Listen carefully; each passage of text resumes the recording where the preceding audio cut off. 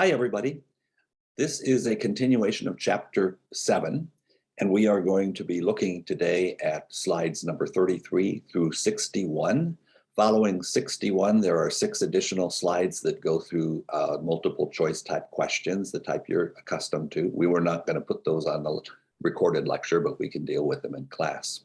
So starting with starting with slide number 33, let me share the screen here. And this is cranial nerve number 8. We finished 7, the facial nerve, and we're moving on to 8, the vestibulocochlear nerve. Sometimes it's just called the cochlear nerve, but more completely, it is the vestibulocochlear nerve because it deals with both hearing functions, which is the cochlear part of it, and with balance, position in space, and a sense of acceleration, which is the vestibular part of it. So very briefly on this slide, hearing is initiated in the inner ear, which contains the hair cells along the basilar membrane. That's where the electrical activity that's going to be transmitted up to the brain actually starts there. Of course, you know from audiology, if you've had it, sound is processed in the middle ear and so forth too, but it only becomes electrophysiological activity with the hair cells at the basilar membrane. And then that's transmitted through the nerve, the 8th cranial nerve, to the dorsal and ventral cochlear nuclei, and then on up a pathway that we will look at in a moment. And then for the vestibular part of it, your sense of balance, position in space, and acceleration, there is something in place of a cochlea called the semicircular canals. And those transmit the information about balance, position in space, and acceleration, or I should say, rather than transmit it, initiate. That's where the electrical activity would be initiated in receptors that are within those canals. And that information is transmitted in cranial nerve number 8 to these 4 nuclei, 4 vestibular nuclei: medial, lateral, superior, and inferior vestibular nuclei. This is the pathway for hearing. Now, we're not going to look at the pathway for vestibular function at all because it really doesn't have anything to do with communication per se. But here's basically the pathway for auditory function. Starts with those hair cells in the cochlea, and that is transmitted through the nerve, CN8, to the cochlear nuclei, which are located within the pons. And at that level, there is a decussation, and the decussation is to the superior olivary complex. Just to point out what's going here in this illustration, here's the midline, and here we see on one side vestibular nuclei, the 2 of them. Of course, there are 2 over here too. And we see that the pathway decussates to the superior olivary complex. There's 1 over here too. So this is a decussation that contains all of this times 2. And then from that point on, they show both sides. They show you have a right and a left inferior colliculus, medial geniculate body, which is in the thalamus, and Heschel's gyrus. All right, so back to this level. The first synapse is in the ventral and dorsal cochlear nuclei. The next neuron in the chain goes to this opposite superior olivary complex, and there's a synapse there, and then it ascends in the inferior colliculus, to the inferior colliculus, where there's another synapse. Then, importantly, there's a decussation there too. And the importance of this is that if you have a lesion that involves anything up here, you do not lose hearing in either ear. Why? Because of the multiple levels of decussation. There are 2 levels of decussation, and that provides protection against deafness in one ear by anything that is damaged up here. Of course, you will have deafness in one ear, and it would be the ipsilateral ear if the damage involves both of these cochlear nuclei on one side, or if you go a little more out to the periphery and damage the 8th cranial nerve itself, and that would be distal to its point of entrance into the brainstem, well, then you can have deafness in that ear, of course. So basically, the pathway goes from then the superior olivary complex to the inferior colliculus, to the medial geniculate body of the thalamus. It doesn't say thalamus here, but that is it. And then through the optic radiations, which are part of that all-important, how many times have we heard about this, internal capsule to Heschel's gyrus, which is another name for Brodmann's area 4142, your primary auditory receiving area. The next point here is that there's tonotopic organization throughout this entire system. So if you go clear out to the end organ in the cochlea, there's the hair cells that initiate the electrophysiological activity are aligned along the basilar membrane. And the high pitches are processed at one end of that membrane and the low pitches at the other end, and all the other pitches in between, just like the arrangement on a keyboard of a piano. That is called tonotopic organization, and it's maintained all the way up to Heschel's gyrus. So if you go to Heschel's gyrus, high pitches are on one end, are processed on one end, lower pitches on the other, and everything in between. All right, and I've already made this point, that bilateral connections at two levels within the brainstem, and where are they? Here between the inferior colliculi and between the cochlear nuclei and the superior olivary complex. And the implication of that is that you only get deafness in one ear if you have a lesion in the eighth cranial nerve itself or the cochlear nuclei on one side. The final point to be made with this slide is that there is no hemispheric specialization for sensation. That is, your right Brodmann's area 4142 and your left Brodmann's area 4142 appear to do exactly the same thing. If you knock one side out, you can still hear, and you can hear tones and pitches and all that in both ears. However, now if you go out to the secondary auditory area, Brodmann's area 22, there is specialization there. On the left side, or dominant side, for most people it would be the left, we have a specialization for the perception of speech. That is so that you can recognize the phonemes, which seems like it might be very simple, but it turns out it's really not. So there's hemispheric specialization for the perception of speech. And then the other side has some specialties too, but as far as our SLP interests are concerned, it's the dominant side. All right. All right, then the clinical implications. I think we might have covered these already. CN number 8 injury, such as is caused by an acoustic neuroma. I haven't mentioned that, but it's a tumor that grows on the 8th cranial nerve. I don't know the frequency with which it occurs, but it's relatively common. You'll hear about it, and it will cause an ipsilateral loss of hearing. Then injury of the pathway that is central to the cochlear nuclei does not cause significant hearing sensitivity loss. When I say hearing sensitivity, I'm referring to the ability to hear. If you lose your sensitivity, you may not hear as well. And if you have no sensitivity, you cannot hear at all. Finally, the final point is the location of an injury in that pathway can be determined by an instrumental test, which is referred to by variations on the same name: auditory brainstem response, auditory, what's the S on it? I forgot what the S is for. Evoked response is the last two letters. And then this is auditory brainstem evoked response. And let's look at that. Here it is. So first of all, what is it? It's a technique for assessing not only just the presence of hearing, but the integrity of the pathway we just went through. And basically the way it works is this. Some electrodes for measuring electrical activity within the brain are placed on the scalp, okay? Around that, basically back here actually. But they're placed as near to the inner ear as you can get, or near to the auditory system as you can get, and that would be back here. And so those are going to be recording whatever they detect in terms of electrical activity on the skin. Now, keep in mind, the electrical activity we're interested in is in the brain, but you can't get to the brain to measure, at least not very easily. So the measurements are done on the skin. And then the stimulus is a click. If you put just one click in each ear and measure what you see on what occurs on the skin, it will not be perceptible. It's too small. But what they'll do is keep measuring successively for just a very brief period of time, a few milliseconds, basically.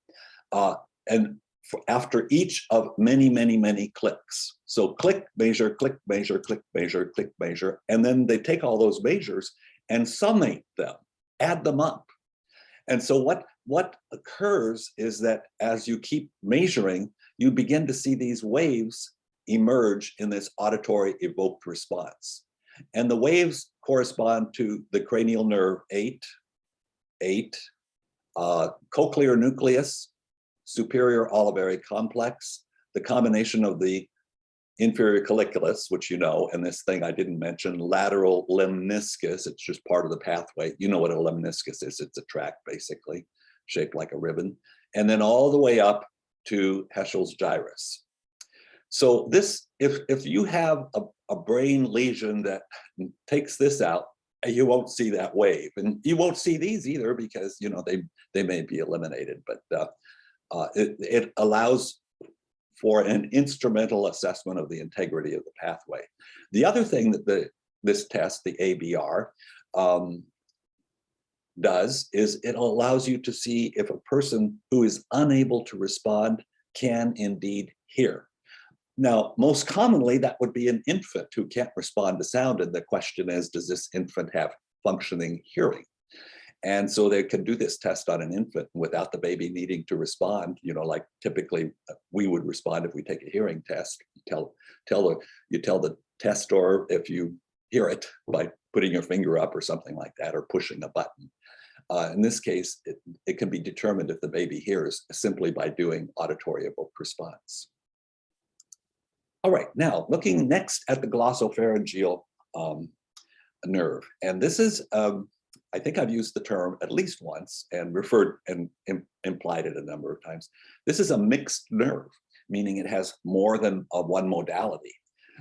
Remember the sixth cranial nerve, abducens? That is not a mixed nerve. It's a single modality nerve. It does only one thing. It provides innervation for one muscle, which is a somatic. So it's a somatic efferent nerve. This one has 4. Glossopharyngeal has 4. The first one, let's go through them one by one, is the branchial motor. And the nucleus involved in the branchial motor part of this is nucleus ambiguus. And there's only one muscle involved, the stylopharyngeus, which goes from the styloid process down to the side of the pharynx. You're not going to be able to test that differentially as an SLP. We cannot. And so for all intents and purposes, we kind of forget about that muscle when we're assessing people. Then there is a general sensory component. And let me start with the area, which is so important. It's general sensory for the oral pharyngeal port back and down to the adytus laryngeus and the upper esophageal sphincter. The upper esophageal sphincter. So that's the whole pharynx. It's the whole pharynx.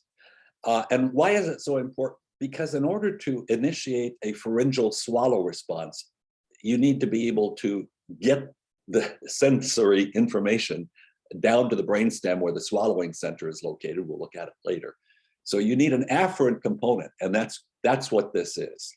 And the nucleus involved is the spinal trigeminal nucleus. Now you've heard of it before, associated with 5, but here we're hooking it up to another cranial nerve, number 9, and the area is from the oral pharyngeal port back to the adytus laryngeus and down to the upper esophageal sphincter. And essentially that is the entire pharynx that is being subserved there.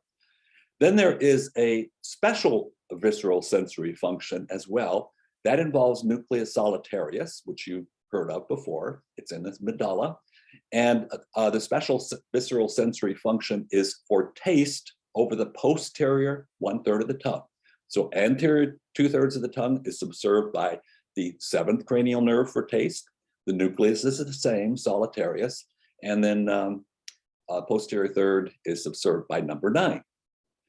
And then finally, there is a visceral motor. We're not going to do much with that.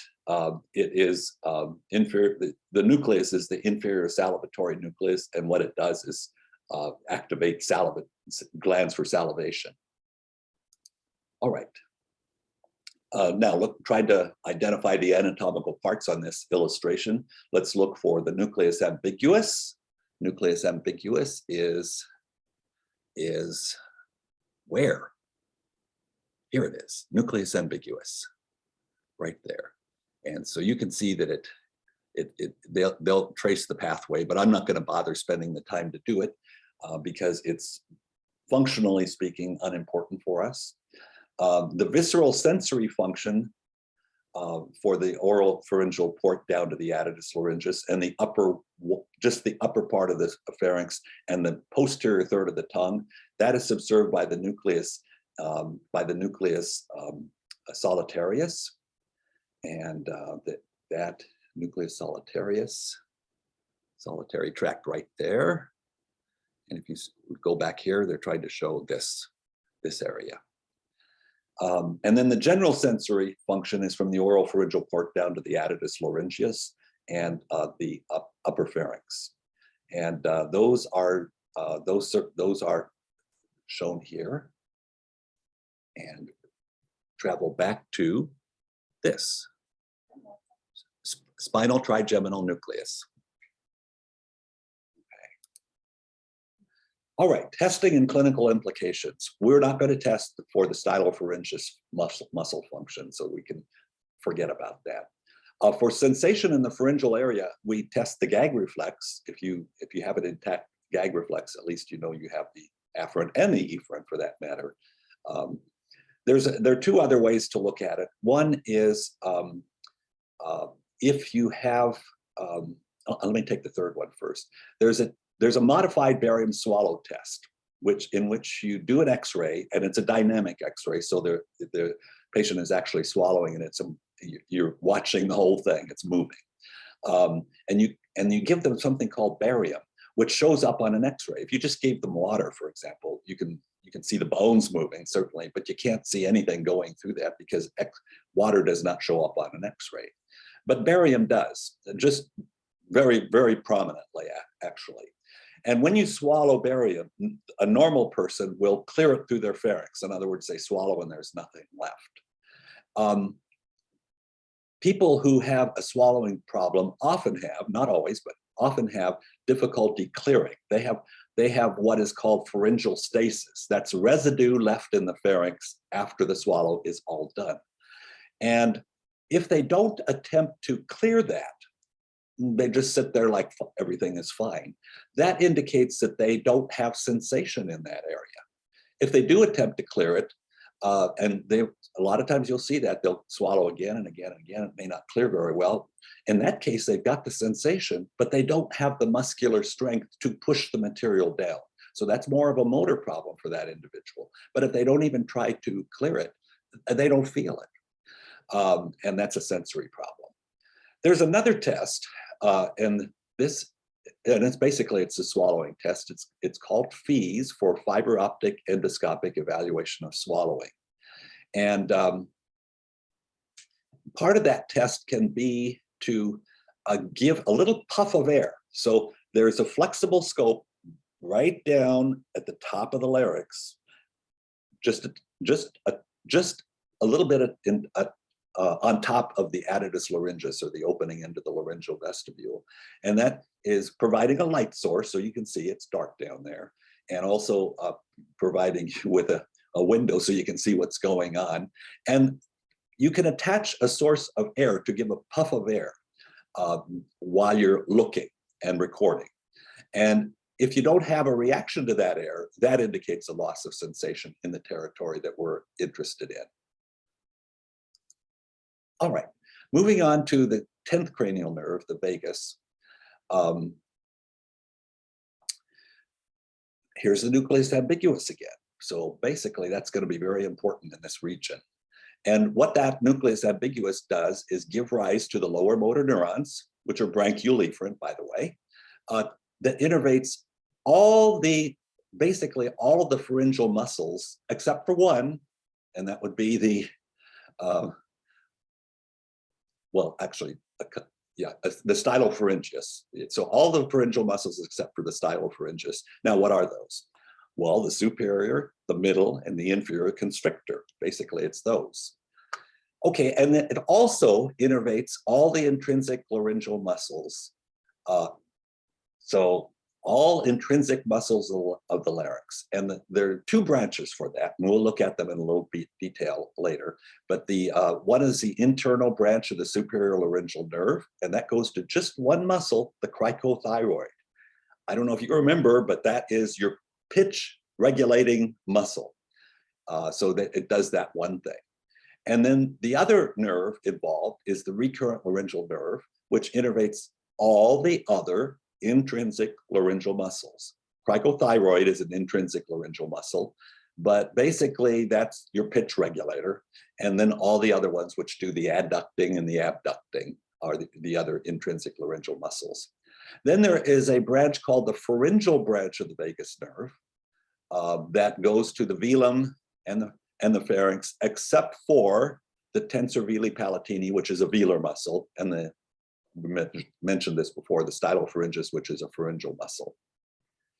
All right, now going to the visceral sensory function, there is a nucleus solitarius, which you've been dealing with, and the area the area that it subserves would be the laryngeal vestibule. Now that's in the larynx, but above the vocal folds, up to the adytus laryngeus, which is the opening into that area.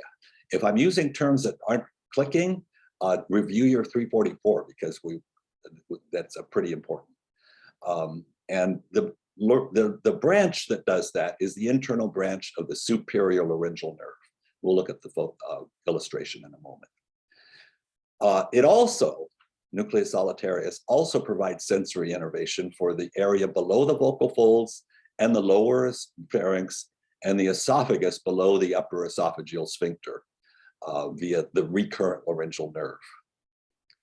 All right, and finally, the visceral motor, which we'll mention but not go into detail. Visceral motor basically is the function for smooth muscles throughout the whole body, really, for digestion, urination, defecation, and sexual arousal.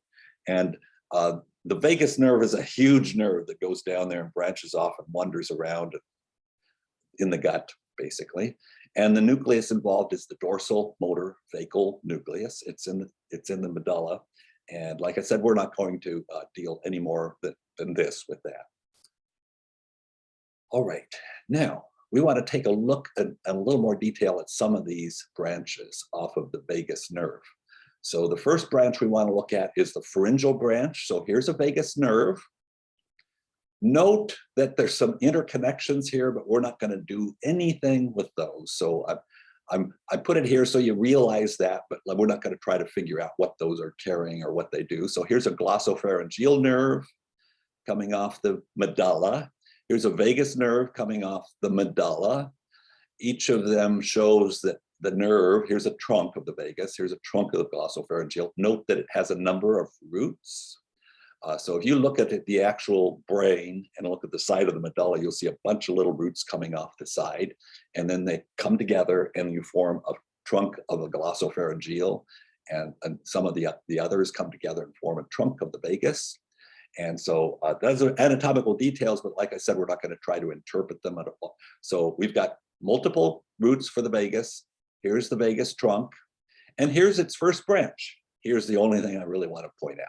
Here's the first branch, the pharyngeal.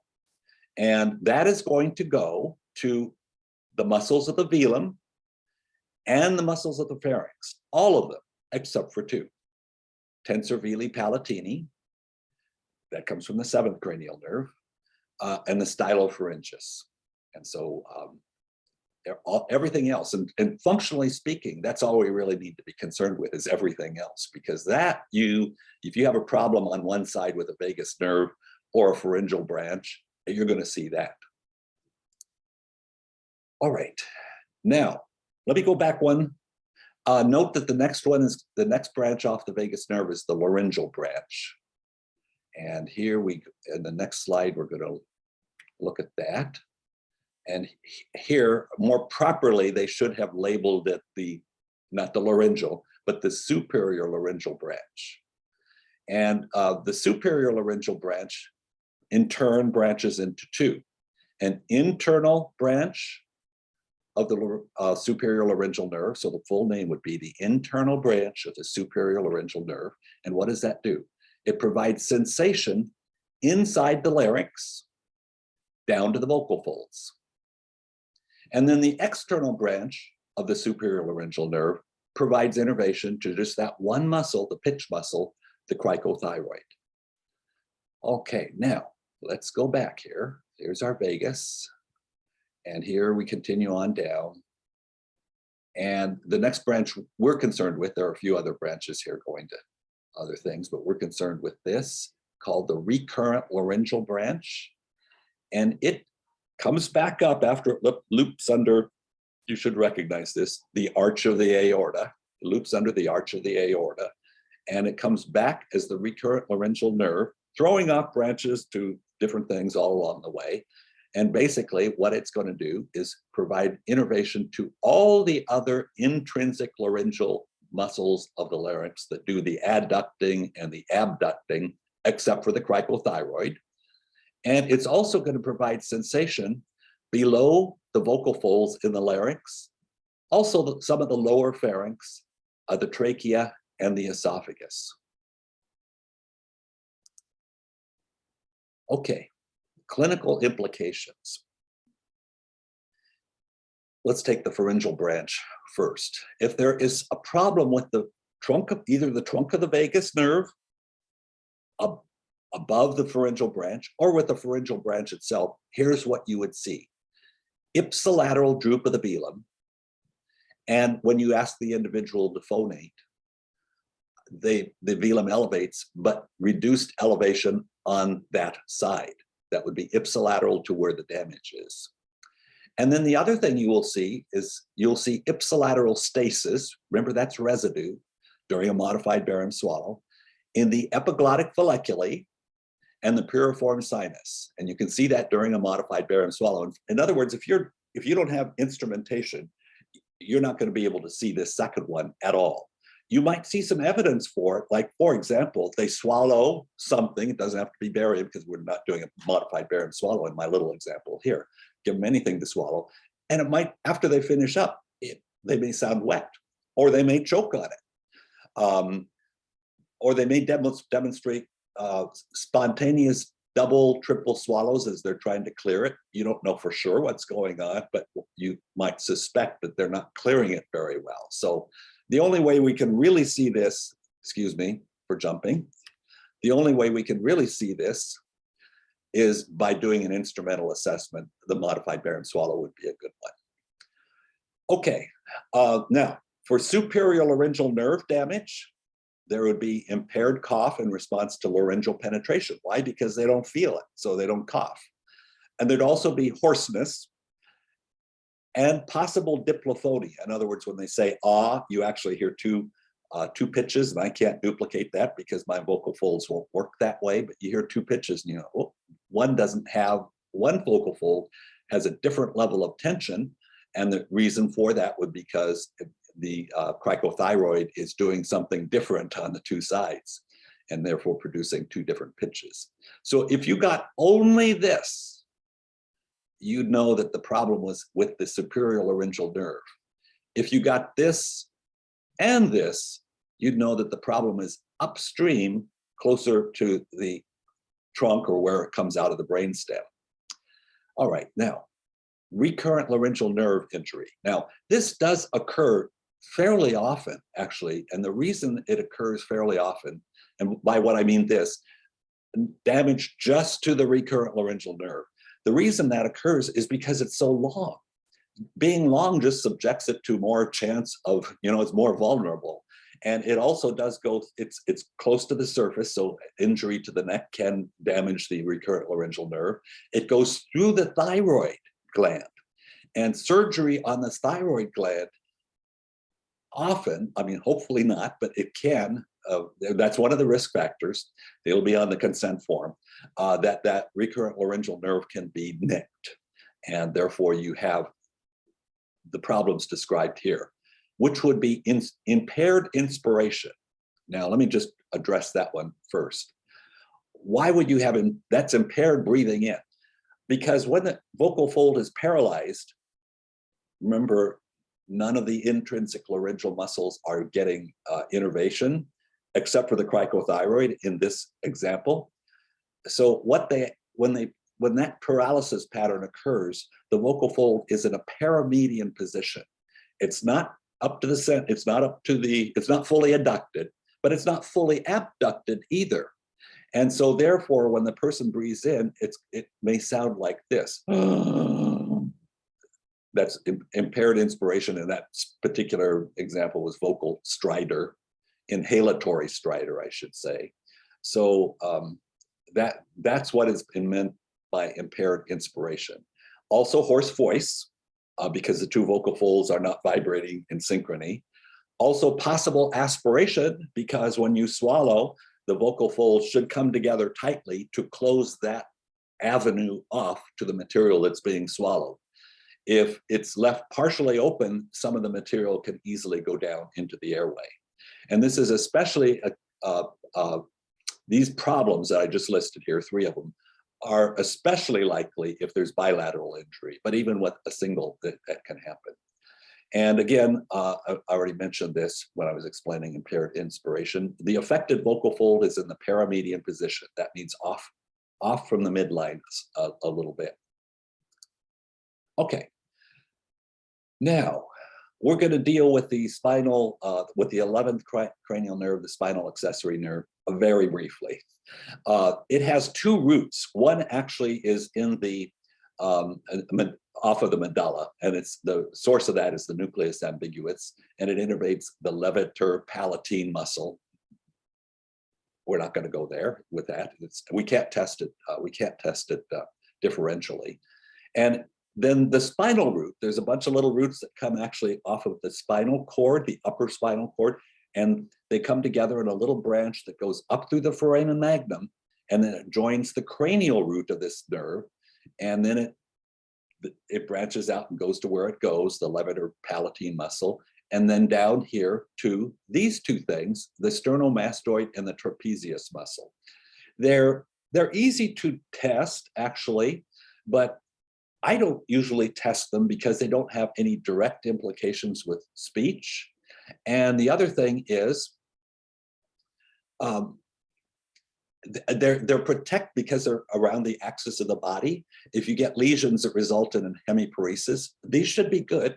So, you know, you're not usually going to find any problem with them unless the damage is actually on the spinal accessory nerve. And if that's actually where it is, you probably won't have any speech, language, or swallowing problems. You definitely won't have any language problems, and probably won't have any speech problems or swallowing problems for that matter. So to me, they're a little far afield. So I'm kind of dealing like how we did 3, 4, and 6, and not spending too much time on that. Okay, and then number 12, that's pretty important for SLP. That is the hypoglossal nerve, and it innervates all the intrinsic muscles of the tongue. It's somatic motor. Note, single modality. Number 9 and 10 had multiple modalities. This is single modality, all intrinsic muscles of the tongue. And here we see it, number 12, coming down. Again, there's some joinings here, but we're not going to pay attention to that. We're just tracking 12 down here to intrinsic muscles of the tongue. All right. And how do you test it? Well, you're going to, first of all, have the individual open the mouth, and you're just going to look at the tongue. And then you're going to have them protrude the tongue. Now you can have them lateralize it and stuff, but basically you can learn just about all you really need to know about the integrity of the hypoglossal nerve by looking at it at rest, tongue in the mouth at rest, and then having them protrude the tongue. And you're going to look for deviation. And if there is a peripheral nerve damage, which means the hypoglossal nerve itself, what you will see is this thing called atrophy, and that is muscle wasting. And it will be on the side of the tongue where the damage is located. They're trying to depict it here. You can see this comes up a little bit, and this is not as big. And the other thing is it's kind of wrinkled. Note the wrinkling of it, because the tissue, tissue beneath the surface is wasted away, causing wrinkles to occur. And then you ask the individual to protrude the tongue, and here they're trying to show it's deviating off to the side of the weakness. The protrusion will always be to the side of the weakness. So this would be, we're looking here at a right side of a tongue. This would be what you would see with a right peripheral hypoglossal nerve lesion. You would see atrophy on the right, and you would see deviation of the tongue to the weaker side to the right. If there is a cortical bulbar lesion, now what's that mean? Upstream from the nucleus. We use the internal capsule as an example a lot, but you know, it could be the motor strip. It could be the one side of the pons or one side of the midbrain. Any of those would be possibly involving the cortical bulbar tract. In that case, you don't see this atrophy. In other words, when the tongue is at rest inside the mouth, you really don't see any problem. Now you ask them to protrude the tongue, and you see deviation to the weaker side. And this is a predominantly crossed pathway. Go back to that table where I showed, 95% decussation for the hands, and 85 for the feet, and 50-50 for the torso, 50-50 for the 50-50 for the forehead, 80% for the lower 2/3 of the face, 80% for the tongue. So the upper motor neurons, or the cortical bulbar pathway for the tongue, are predominantly crossed. And therefore, if you see weakness on that one side, you know that the lesion is on the opposite side above the hypoglossal nucleus. Okay, now we're going to turn to swallowing. And I'm going to stop sharing screen for just one moment to take a very brief break, and I will be back in a jiffy.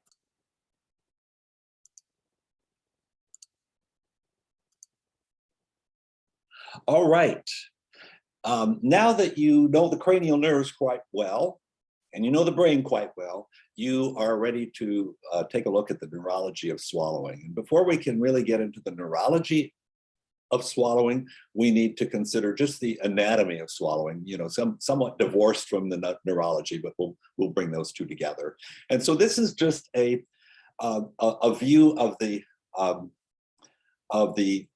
area that we're interested in, which would be basically the oral cavity, the pharynx, the larynx, and the trachea, and the esophagus too. So these are the terms we're going to be using, and I will point them out where I think what will be helpful, and you basically know all of these things. So the ones I want to draw attention to, I don't need to point out the lips or the alveolar ridge or the tongue. I do want to point out that there's an anterior 2/3 of the tongue, and you can see about that far back if you ask somebody to open their mouth. Posterior third, you can't see, but it's there. And that is actually the front wall of the pharynx in this region. There's a little bit of pharynx down here, but the front wall of the upper pharynx is the posterior third of the tongue. So I want to point that out. I want to point out the hyoid bone. Here we see it in a cross-section cut at the body of the hyoid. And it's a very important reference point, because as we do X-ray examinations of swallowing, we can't see the cartilaginous structure of the larynx very well. It doesn't show up on an X-ray well, but you can always see the hyoid bone. So that's a good reference point. Here's an epiglottis, and I know you know the epiglottis, but this thing you would have learned it, but I want to point it out, it's very important. The epiglottic folliculi. It's a little trough between the base of the tongue and the anterior wall of the epiglottis. And its significance is that it holds stuff. I had mentioned that when people have a weakened pharyngeal muscles and they have stasis or residue in the pharynx after a swallow, a lot of it will be held here in the area epiglottic folliculi. The laryngeal vestibule is here from the adytus laryngis, that's the opening into the larynx, down to the vocal folds. That's referred to as the laryngeal vestibule. So I want to point that one out. Area epiglottic folds are here. They make up a part of the opening into the larynx. The adytus laryngis is that opening. What's it made of? Epiglottis and area epiglottic folds. And then finally, down here is a junction between the base of the pharynx and the esophagus. Here's the esophagus. Notice it just looks like a line. That's because it's a soft tube. And when it's not in use, when something is not going through it, it's collapsed on itself. So it is but it is capable of opening up as you push material through it. And what I want to do is give some names to this sphincter. It's a sphincter. It's called the cricopharyngeal sphincter because it's made up of a muscle that attaches to the cricoid cartilage, actually. It's the lowest muscle in the pharynx, the cricopharyngeal muscle, and it is the muscle inside the sphincter that keeps that closed. It's also called, and I will usually use this name because other healthcare professionals use that term as well. The cricopharyngeal sphincter is kind of an SLP term, really. UES is upper esophageal sphincter. And down at the bottom of the esophagus, you have a lower esophageal sphincter. The purpose of those two sphincters is to keep material from your stomach coming up. If you lay down, if your stomach is full, or even if it's not very full, and you lay down, it would come up if you don't have those two sphincters closed tightly, except when something is going through them during swallowing. All right, now let me make sure I didn't skip anything. Well, I guess I skipped that slide, the deglutition. Okay, deglutition, by the way, is another name for swallowing. The one we would, it's the more correct name for swallowing. Okay. Now, so we're going to divide deglutition into three phases to start. That's the oral phase, the pharyngeal phase, and the esophageal phase. And then we're going to look at some details on that. For the oral phase, that can be further divided into two parts: oral preparation and oral transfer. Oral preparation was whatever you're doing to get material ready to swallow. If you're taking a solid, that would involve chewing. If you're taking a liquid, it just involves managing the material as you sip it, or however you get it in, so that it doesn't go everywhere, but it's maintained into a kind of a cohesive mass. And then oral transfer. Oral preparation is very variable. It depends upon what you're preparing. Oral transfer, on the other hand, by the time it's gotten prepared, it would be quite much less variable. And so we'll look at those two separately. Starting first with oral preparation. So let's look at oral preparation. And the first thing you have to do when you're going to prepare solids is get them in the mouth. And so I refer to that as acceptance. And you can get things in the mouth by biting, using the fingers, using utensils, spoons, forks, chopsticks, whatever it is, get it into the mouth. And you can have problems already at that level. Let's say, for example, that you have a Bell's palsy. Well, if you're trying to sip from a cup with a Bell's palsy, it's not going to be very efficient on that affected side. You're going to be losing things from that side because you can't really get the lips up against the cup.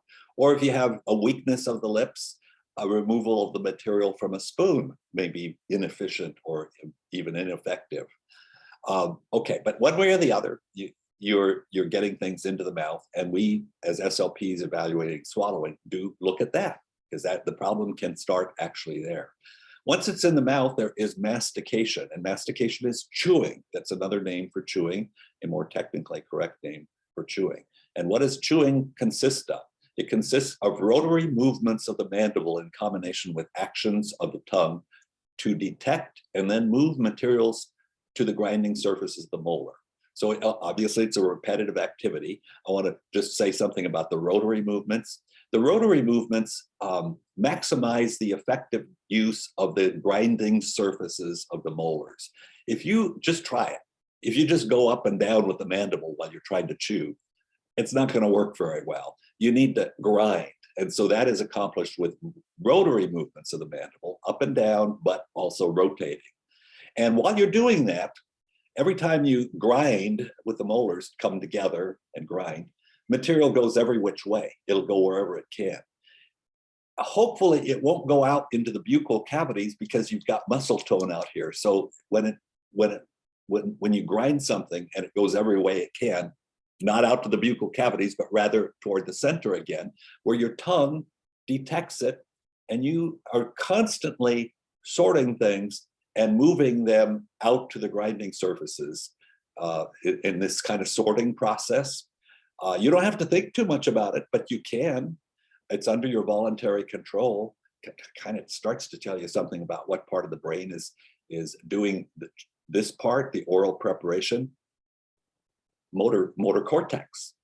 It's totally under your voluntary control, although it does become very automatic because we do it so much. Okay. Here the second point, I've kind of mentioned this. You have to have continued maintenance of muscle tone of the facial muscles to keep the buccal cavities from filling when the molars are grinding this material. And then the tongue is constantly working to detect anything that needs to be moved back out to the molars, and the tongue does that. And then when your tongue detects everything is smooth enough to swallow, then you do what is called forming a bolus. That is, bring it all back to the center of the tongue, and to cup it in this manner. What you do when you're ready to form that bolus is move the material to the center of the tongue, and the edges of the tongue are up against the alveolar ridge all the way around in a U shape. So sides, front, both sides, and the front. And then the velum is down against the tongue in the back. So you've got it cupped, it's contained. When it's contained, it's a bolus. Sometimes people, mistake bolus for just stuff in your mouth. A bolus is not just stuff in your mouth. If you give somebody solid foods or liquids and it just goes everywhere and they don't contain the bolus, they don't really have a bolus, they just have stuff in their mouth. So in order to have a bolus, you've got to have the ability to form one. And you've got to have the ability to have the tongue do what I just described, to organize the material and to put the edges of the tongue up against the alveolar ridges all the way around and the velum. And then you're ready for the next part, which will be the oral transfer. So in this oral preparation of solids, the duration is variable. Some people chew even a piece of meat 2 or 3 times and they swallow the thing practically whole, and other people chew a lot. So that's under your control, and it's voluntary, but don't mistake voluntary for, it's automatic in the sense that you don't actually really think about it, but you can. Okay, now oral transfer, whether it's liquids or whether it's solids. Let me make sure I didn't skip a slide because I have oral preparation of solids. And for oral preparation of liquids, it just amounts to getting it into the mouth and containing the bolus and forming the bolus. So you're not chewing on it. So it's a oral preparation of solids is a much faster process. Then regardless of whether you have prepared your solids or you sipped in some liquids, you're ready for oral transfer. And that starts with the bolus contained between the cupped tongue and the palate in the manner I just described in the last slide. And then what happens then is that the tongue elevates to the palate in a wave from the tongue tip back toward the hard palate to press the bolus back through the oral pharyngeal port. So if you look at a modified barium swallow during this oral transfer, you see the tongue come up from the tip, here's my tip, up in a wave, and it's literally pressing that bolus backwards under pressure. So it's contained and you're generating pressure on it. The duration of the oral transfer movement is about 1 second. It's fairly invariable, pretty much the same every time. And now that's going to initiate the next phase. As the leading edge of the bolus passes through the oral pharyngeal port, remember the oral pharyngeal port, remember the nerves involved. You're passing from the area subserved by the 5th cranial nerve, the mandibular division of the 5th cranial nerve, anterior 2/3 of the tongue, to the 9th cranial nerve, just past the oral pharyngeal port, going down to the nucleus solitarius and the trigeminal, spinal nucleus of the trigeminal nerve. So anyway, it starts as soon as the leading edge of the bolus passes through the oral pharyngeal port. And then the end of it is when the trailing edge of the bolus passes through the UES, the upper esophageal sphincter. And its duration is about 1 second. Now that's just telling you something about the timing of it. There's some steps in there. So let's look at the steps now. Here's the first step. First step after that leading edge of the bolus passes in through the oropharyngeal port is that there's velar elevation. And the purpose of that is to close the velopharyngeal port so that material as it's squeezed by there does not enter into the nasal cavity. The second thing that occurs, and these are overlapping, it's not like the one finishes and then the other one starts, they're overlapping. But they actually do occur in a sequence. You see that velum start to go up the very first time because by the time the leading edge gets there, it's got to be closed. Second thing that occurs is the larynx is going to close because when the leading edge gets down there, if the larynx is not closed, it's going to go into the airway and be what's called aspirated. So we have closure of the larynx, and the closure of the larynx occurs in a certain pattern. It closes basically from the bottom to the top. Let me go through that and then tell why that's good. You have actually 3 valves to close the larynx, and I want to say that word and spell it actually because it's hard to hear. Valves, V-A-L-V-E-S. There are 3 valves. The bottommost valve is the true vocal folds. And so the first thing that happens is adduction of the true vocal folds. Just above those, you have false vocal folds. They will adduct next. And above that, up at the top of the laryngeal vestibule, you have the adytus laryngis. That's going to close third. And that occurs by a combination of the posterior downward movement of the epiglottis, kind of like a door. But also it's got to be accompanied, in order to complete the process, it's got to be accompanied by elevation of the larynx, by contraction of the suprahyoid muscles. So those 3 things occur very quickly, obviously, but in a pattern. And the purpose of the pattern, I said I'd give you a purpose, is that if anything does enter the airway, it will tend to be squeezed up and out. And so it's protective. It's a protective mechanism for closure of the larynx. Okay, now the next thing that will occur, but it's going to be kind of ongoing already, but would be pharyngeal peristalsis or motility. Peristalsis, I put this word in quotation marks because it actually applies to tubes, how material like intestines squeeze material through them. By the way that materials would be squeezed through an intestine, which is true peristaltic activity, is that you've got a ring of smooth muscles, one ring, another ring, another ring, and they contract in sequence so that they're literally squeezing, like my fingers are squeezing material through the intestines. That's peristalsis.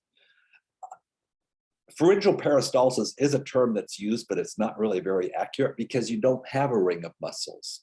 You have the pharyngeal constrictors in the front and the tongue in the front. Excuse me, pharyngeal constrictors in the back and the tongue in the front. So a more common term more recently is pharyngeal motility, movement to get things through the pharynx. And there are 2 components to pharyngeal motility. One is, I'll point to the second one first, a wave of contraction of pharyngeal muscles. And the contraction goes from top to bottom. So it's kind of like the intestines work, but it's not a ring of tissue. It's kind of like a C-shaped structure. And you think about the superior constrictor and middle and inferior. They're not rings, but they are C-shaped structures, and they do contract from top to bottom. So they accomplish the squeezing in that manner.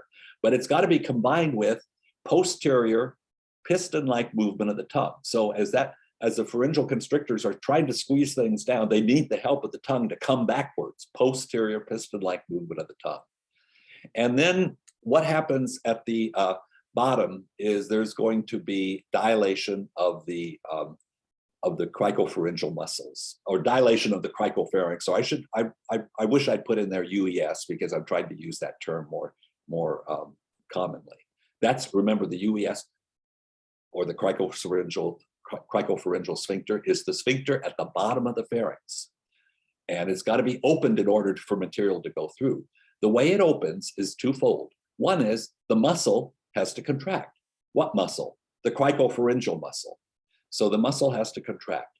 And the second thing is that its points of insertion on the side of the cricoid cartilage has to be pulled up and forward. And that is accomplished by elevating the whole laryngeal framework with the strap muscles. So you're relaxing the muscle and then pulling the points of insertion so that sphincter does actually open up. The material passes through it, and then that's it. So that has to stay open long enough, and it's very brief. It's much less than a second, but it has to stay open long enough for the trailing edge of the bolus to pass through it. Here's another name for it, the pharyngeal esophageal segment. I'm sorry there's so many names, but I'm kind of throwing them in there so you're familiar. They kind of make sense. A segment between the pharynx and the esophagus. But like I said, I'm going to use UES mostly. Okay, then the esophageal phase of swallowing. Remember, it's oral phase, pharyngeal phase, and esophageal. The esophageal phase of swallowing begins when the head of the bolus passes through the pharyngeal esophageal segment, or the UES. So it begins then. And then following that, there's a wave of peristaltic contractions in the esophageal muscles. Now that is a tube, so that is peristalsis. And it ends when the sphincter at the end, which is also called a cardiac sphincter at the base, or the LES, lower esophageal sphincter. It ends when that sphincter allows the passage of the bolus into the stomach. All right, now how long is the phase? It's 8 to 20 seconds, depending upon, well, some individual difference, but mostly what it is you're swallowing. Liquids go faster, sticky solids go slower. If you've ever swallowed an aspirin or something like that, raw, I don't know, sideways or something, it happens. And you can feel the thing going down the whole time. That's the time it takes 20 seconds. It's quite slow. So that's variable timing depending upon what it is you're swallowing.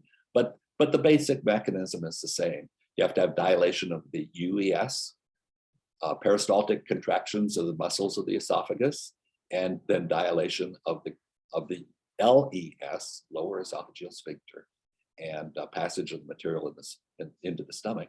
And then, of course, those sphincters are going to remain closed. So the muscles in the sphincters have elevated tone in them at rest. That tone diminishes when the sphincter opens. Okay, here is, forget that first point, this is not on titanium, but there's an excellent little video that shows an animation of swallowing, and it's produced by Dr. Bonnie Martin Harris, who's at Northwestern University in the Communication Sciences and Disorders Department. She is very well known in the field, and it's just an exceptionally clear video. So I'm not going to look at it now, but do look at it. It will really, really help you to understand what we've just gone through, and it's going to make a lot more sense, and you see what this is rather than just hear the words about it. All right, now we're going to take a look at the neurological control of the swallowing, and I'm going to start with the brainstem up in the medulla, and these are going to be structures that you now know about. This thing called the brainstem swallowing center, here it is located in the rostral medulla. Hopefully rostral is really clicking for you now. Up toward the top, not the bottom. And it involves three structures. The brainstem swallowing center involves three structures. The nucleus solitarius, remember it's a long nucleus, so it's just the rostral end of it. The nucleus ambiguus, again, the rostral end, and the adjacent reticular formation that sort of is all over in that vicinity. What's that thing do? It actually contains a program. It's like a little computer. It needs some input, which comes from the 9th cranial nerve. As soon as that bolus passes through the oropharyngeal port, down goes the message to the nucleus solitarius and the spinal trigeminal nucleus. They interconnect, and there's your afferent input, and then it gets processed in the adjacent reticular formation and the nucleus ambiguus.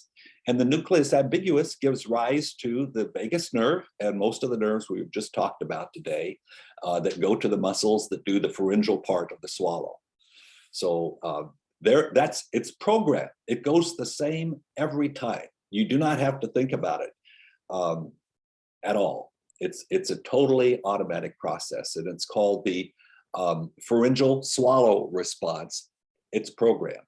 Needs its input, it does its thing, it sends the output to the muscles in a certain sequence, elevate the velum, start the contraction at the top of the pharynx, move the tongue back, close the larynx, dilate the UES, down the esophagus, peristaltic movements, dilate the LES.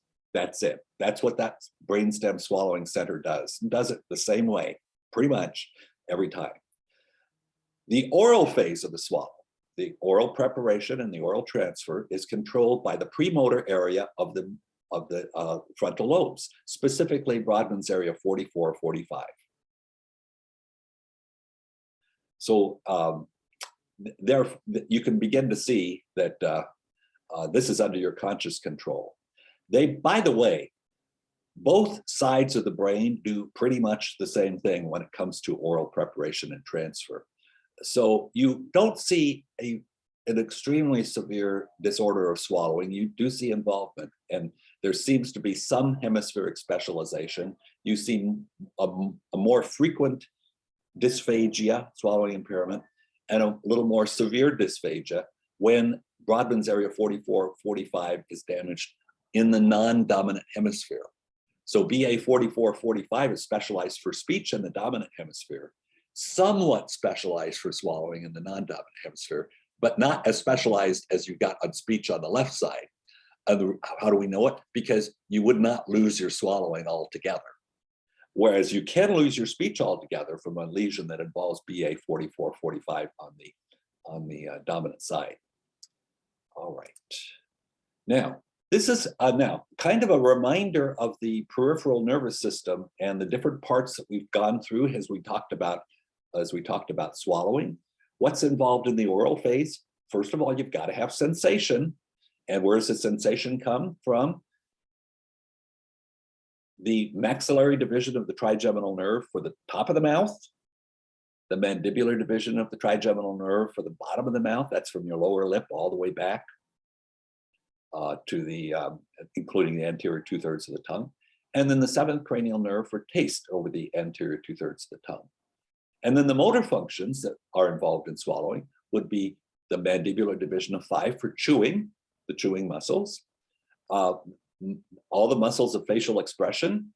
So in order to open your mouth, purse your lips, clean off a spoon, form your lips against the cup, maintain tone, and to keep the buccal cavities clear, you need an intact 7. If you have a Bell's palsy, for example, you can begin to understand how swallowing would be affected. Then 12th cranial nerve for tongue. Then for the pharyngeal phase, going sensation first, number 9 for the pharynx behind the oral pharyngeal port, 10 for down in the laryngeal vestibule, and also the base of the pharynx. They kind of like intermixed down there. And then for motor functions for the pharyngeal phase, it's really 10. It's branches of the vagus nerve, the pharyngeal branch for the pharynx, the intrinsic laryngeal, intrinsic laryngeal muscles are innervated by the mostly by the recurrent laryngeal nerve, actually. And then the esophageal phase for both sensation and motor is all 10. All right. And there we have completed it. We'll come to the questions, and I'm going to leave those for you, and we will discuss them in class. So I will see you later.